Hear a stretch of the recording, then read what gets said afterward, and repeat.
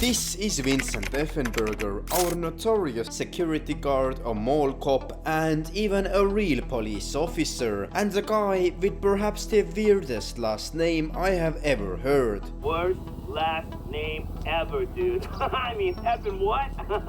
But although Vincent has chilled with our online character from already 2019 and the Diamond Casino action, most GTA players don't really know much about him. Why was Vincent actually fired from the casino by the Duggans? Where has Vincent ended up now in 2025, and might we actually see Vincent in the GTA 6 action later this year? Well, for all of these questions and many more, we finally have the answers in this documentary. To get a better overview of Vincent's quite a rough career in the Los Santos security world, let's start from the very beginning. Vincent Effenburger was most likely born somewhere in the late 1980s, as he looked to be around 30 years old in 2019. From his appearance, it is obvious he is mixed race, having an African American mother and a German or Czech father, as it looks like from his weird last name, Effenburger. Vincent has a natural wide and strong body type, suitable for the exact kind of security jobs that he has been doing his entire life.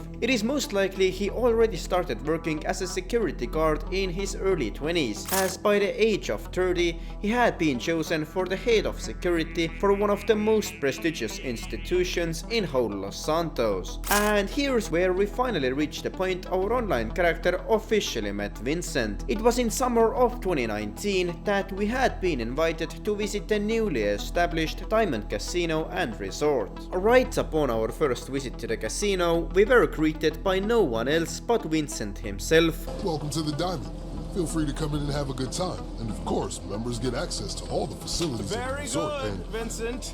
Very good. You managed not to frighten them away this time.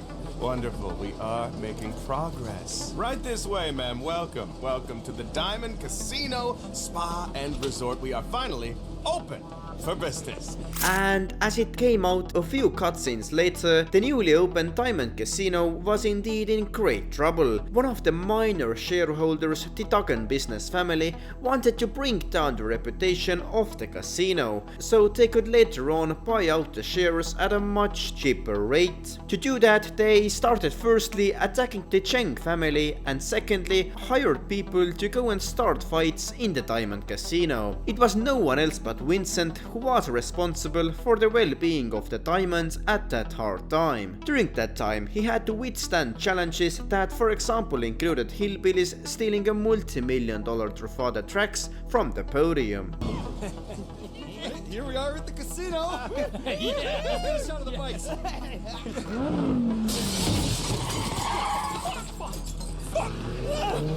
Okay? Take those bikes. Go after them. What's up with this? Don't worry about it. They're valets. Get them inside. Come on. Come on. Luckily, Vincent had our online character, as we were able to bring back the car, saving the casino from a bankruptcy. What an unfortunate business. Thank you.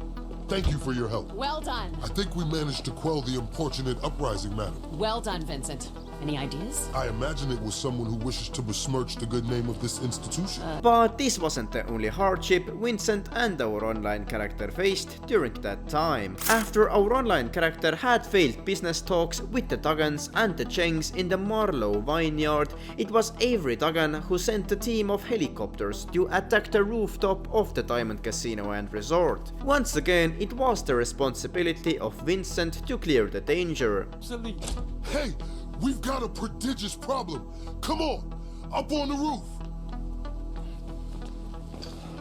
And so you would think that as Vincent proved his worth to the Diamond Casino team with these exceptional activities, he would be treated fairly for the rest of his career there. But as the casino changed owners from the Chengs to, surprisingly, the Duggans, this happened.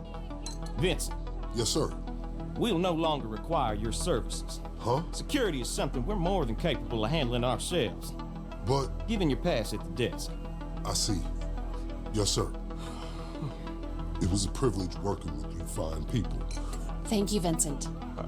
So yeah, after all of this, Vincent was just fired from the Diamond by Thornton Duggan. Now, why would the Duggans do that, you might ask? Well, there are actually two different reasons for it. The first and more known reason is that along with the casino and oil businesses, the Duggan family also had stakes in both Merryweather and Group SX, meaning they were deep in the private security business themselves. Therefore, keeping Vincent as the head of security in the casino instead of the top security firms in the country just didn't make logical sense from the business perspective. And as we know from the later casino heist action, it was indeed Group SX that started providing security detail for the casino and its vault, but let's get into that in a little bit. The second and actually less obvious reason why Vincent was fired has yet never ever been discussed by anyone on YouTube, and that's the distrust Duggan had towards Vincent's team. You see, when Thornton Duggan came to warn the casino board about the attack his uncle Avery was planning,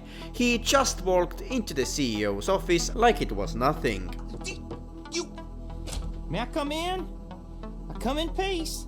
You've got some nerve. I come in peace. There was the security that was supposed to protect random people from entering the CEO's office. What were Vincent and his crew doing during that time? Although it was Thornton himself who sneaked into the office, then he most likely understood that if he could so easily get into that office, so could anyone else, and therefore he chose to switch out the entire security team in the casino. And so in summer of 2019, Vincent had to start looking for jobs once again. But as you know, this kind of a task is not always easy, and most of the time you have to accept a less prestigious position somewhere else after being fired. And that's exactly what happened, as our online character started actually plot twistingly robbing the Diamond Casino in December of 2019. It was Vincent who was now working as a mall cop who we met in one of the setups. I'm a mall cop now, and the peripheral one at that. Quite the reversal of fortune, right? The Diamond was meant to be my break, till the Duggans turfed me out. Has anyone seen Vincent? Do we have a stolen car at the valet post? It's coming back in the parking garage. Hey, whoa, stop! My leg. Get him that car back, man. I can't lose this job. Go! And in exchange for getting back a stolen car for Vincent, he gave us a USB blog with some rather classified information about the Diamond Casino. So much time thinking about how to stop break-ins at that casino. This is hard for me, but if anybody ever wanted to hit that place, this information could be auspicious. Come in handy, you know? I want to see Thornton Duggan hurt, and not just by my wrongful dismissal suit. As he himself said, it was also in his interests now to see the Duggans and the casino get hurt. And with the small help of Vincent, we successfully managed to rob the Diamond Casino vault with Lester and Georgiana Cheng. But then, we didn't hear about Vincent for literally 4 entire years. What he was up to during that time, we had no idea until the start of 2024. It was then that Vincent actually contacted us to get some help again. As it turned out, at the time, Vincent had switched jobs again and was now working for the LSPD in the Vespucci police station. But it's good to cross paths with you again, my friend. After head of security at the Diamond, this isn't exactly what I had in mind, but it's still a long way from a mall cop, right? Let's take a walk. Relax. I'm a cop, but I'm not a cop. This is just where the universe put me right now. As a surprise, it turned out the LSPD was themselves actually extremely corrupt, which Vincent didn't stand one bit. He showed our online character a dealer selling illegal goods to what seemed to be Jimmy the Santa just outside the Vespucci police station to prove LSPD's corruption. But that wasn't even the craziest part. It turned out the LSPD was actively encouraging a cartel's illegal goods business at the Clockenquell factory up in Palito Bay. And it was up to our online character once again to go and raid the place with the help of Vincent. Vincent himself didn't care about the money money whatsoever, but was genuinely upset about the corruption that was going on in the LSPD. And that really sums him up as a person. However, the cops at the LSPD didn't manage to see the sweet side of Vincent and oftentimes quite hardly bullied him. Hey, when you got 5, we all need some effing coffee down here on Dick's. And don't forget the effing cream and sugar. Copy that. All these motherfuckers. Huh? I'm out here getting coffee for cops on the take. Anyway, we successfully managed to raid the Clocking Bell factory and continue to do so for numerous times. But that wasn't yet the end of our interactions with Vincent. In summer of the same year, Vincent heard we had purchased ourselves our own personal police vehicle, and right upon hearing that offered us some jobs to take down the illegal activity in San Andreas that he himself couldn't quote-unquote participate in. Upon this point, Vincent has played a crucial role in many of the last DLCs, but that's not all. Where might Vincent be now in 2025? Well, there is actually quite an accurate answer for this. With the Agents of Sabotage DLC that was released at the very end of 2024, our online character actually received 2 new dispatch work missions with the new cop cars. These missions were issued to us by no one else but Vincent himself, so Vincent was still working in the LSPD as late as December of 2024. Therefore, it is realistic he's still there today in February of 2025. The real question is, will we see Vincent in Vice City and the state of Leonida this fall, as it is most likely our online character will move there at least in October. And to be honest, I truly do see Vincent also moving there.